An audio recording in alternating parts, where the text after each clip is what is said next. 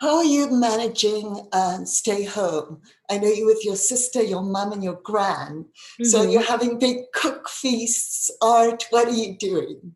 Yeah, we're doing kind of all of that. I've been baking and cooking a lot. I made donuts from scratch that were like, it took me 7 hours, but I did it and they really turned out. So I'm proud of that. My sister's painting. I've been taking kind of photographs around the house of little objects, kind of getting into photography again. It's like just trying to keep my mind creative, just stimulated. So. What have I haven't developed any special skills, to be honest with you. I've got a 2-year-old little boy, so that's a majority of the time is taking care of them. I think any parent can appreciate that this stay at home time is more about, I mean, time that I'm very grateful for because I get to watch him grow and be here with him. So yeah, a lot of my days filled with that, and I get cuddles there, so I'm fortunate. But yeah, no new skills or anything particularly. I'm trying to, stay ready for when I do go back to work and kind of focus mentally and reading books and watching things and kind of preparing in a way, for who knows what and who knows when, but just kind of, just making myself feel active. I get dressed some days. I'm wearing pants right now, so that's a, a development. I've been trying to keep myself busy and read and be creative and try and not feel too, you know, weighted down by all the heaviness and sadness that's happening in the world. And just, I don't know, very grateful for my health and my family and what I have. But I got a puppy, which is fun. So did Holland, and that's been taking up so much time and so much energy. And yeah, that's. In coronavirus, just a short sentence.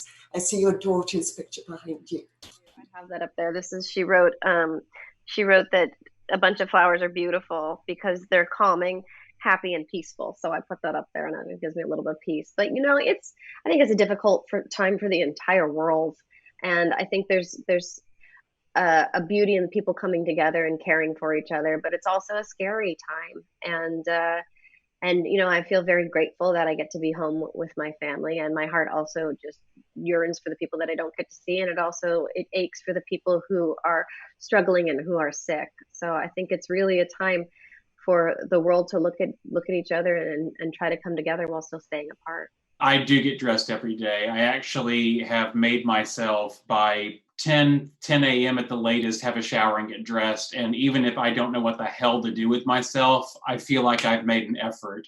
And I also try to write down the date in the morning at some point. Like today is, I still don't even remember, it's April 15th, I think, whatever. But it's easy to lose track. I would have to say that I discovered many things. I think quarantine is quite fascinating, actually, when you dive deeper into it. But the best thing that's happened for me is my relationship with my children. I got to spend quality time with them and to do a deep dive into our relationship and find out what's real and what's going to be different for us. This communication, this intimacy, this idea of being present has been really, really important for me as a father, that I never had in my relationship with my dad. So it's nice to, and I'm not quite sure I would have ever had that if this didn't exist. So I'm really grateful for that. It's sort of been strange because obviously we're not able to be near each other, but I sort of went on my one allotted daily walk last week, and there was two girls who stopped across the road and sort of screamed a little bit, and I didn't I didn't know if they were actually sort of had recognized me or hadn't, but then I walked on and I looked back and they were looking back, so I think I was like, oh, maybe they did, but so far it hasn't felt like there has been that element because I haven't really properly left the house yet. It's been very surreal. Dressed every day is important. Getting dressed and showering, just the regulars.